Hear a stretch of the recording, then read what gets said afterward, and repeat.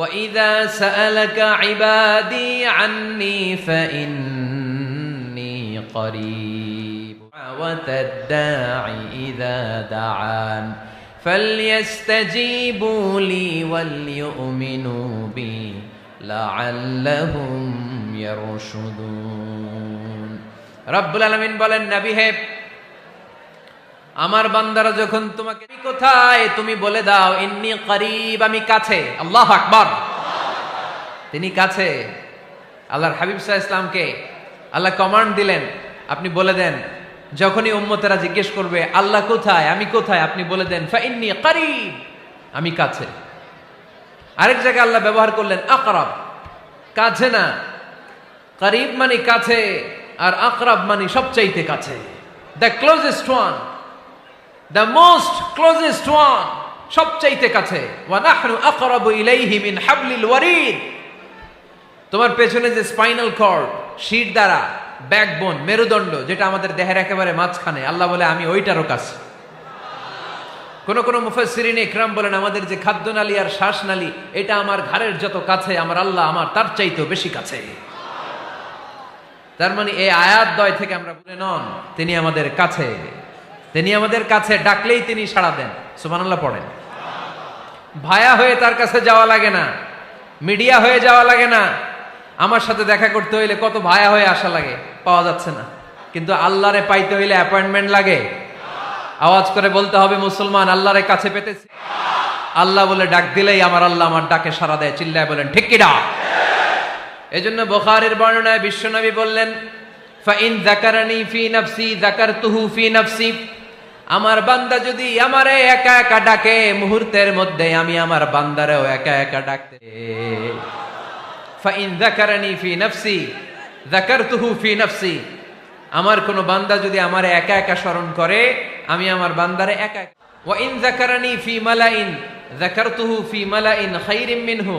আর আমার বান্দা যদি আমাকে একা একা স্মরণ না করে বিশাল মহাসমাবেশে স্মরণ করে, তাহলে আমি আল্লাহ তাআলা আমার আরশে ফেরেশতাদেরকে নিয়ে এর চেয়ে বড় মহাসমাবেশ করে আমার বান্দারে স্মরণ করি।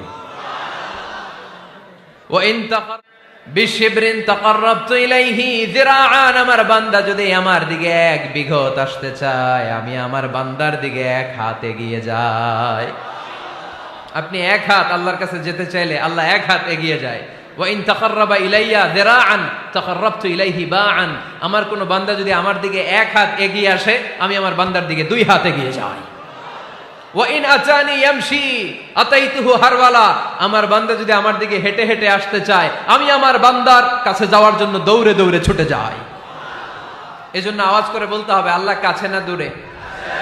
আরো জোরে, কাছে না দূরে? দ্য মোস্ট ক্লোজেস্ট ওয়ান, সবচাইতে কাছে। চাইলেই আমরা আল্লাহর কাছে যেতে পারি। আমরা আজকে জেনে যেতে চাই কি কাজ করলে আল্লাহর নৈকট্য পাওয়া যায়, কি কাজ করলে আল্লাহর কাছে যাওয়া যায়। দুইটা সোর্স থেকে জানবো। কয়টা সোর্স? এক হচ্ছে কোরআন, আরেক হচ্ছে সুন্নাহ। আওয়াজ করে জবাব দেন, এক হচ্ছে, আরেক হচ্ছে।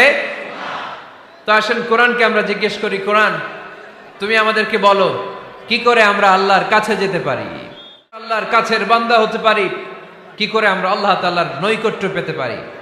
এবার কোরআন আমাদেরকে প্রেসক্রিপশন দিচ্ছে, শোনো, তোমরা যদি আল্লাহর নৈকট্যপ্রাপ্ত বান্দা হতে চাও তাহলে সেজদায় লুটিয়ে পড়ো। কোরআনের নির্দেশ হচ্ছে সেজদায় লুটিয়ে পড়ো, আল্লাহর নৈকট্য হাসিল করো। ওয়াসজুদ ওয়াক্তারিব, সূরা আলাকের শেষ আয়াতের শেষাংশে আল্লাহ আমাদেরকে শিখাইয়া দিচ্ছেন, আমার কাছে আসতে চাও, ওয়াসজুদ, সেজদায় লুটিয়ে পড়ো, ওয়াক্তারিব, আমার কাছে চলে আসো। সুবহানাল্লাহ পড়েন। বান্দা যখন সেজদায় লুটিয়ে পড়ে, তখন বান্দা আল্লাহ তাআলার সবচেয়ে কাছে চলে যায়। ফাকসিরু ফিহি দুআ, তাই তোমরা বেশি বেশি দোয়া করো।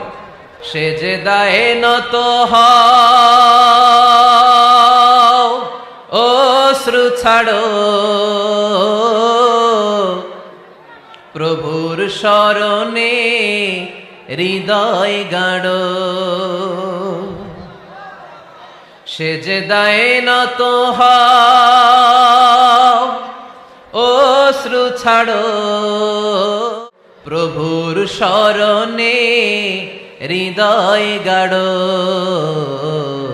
প্রাণ খুলে সব ব্যথা বলো প্রভুকে, বলো প্রভুকে, রাত কি কেটে যাবে ঘুমে অলসে,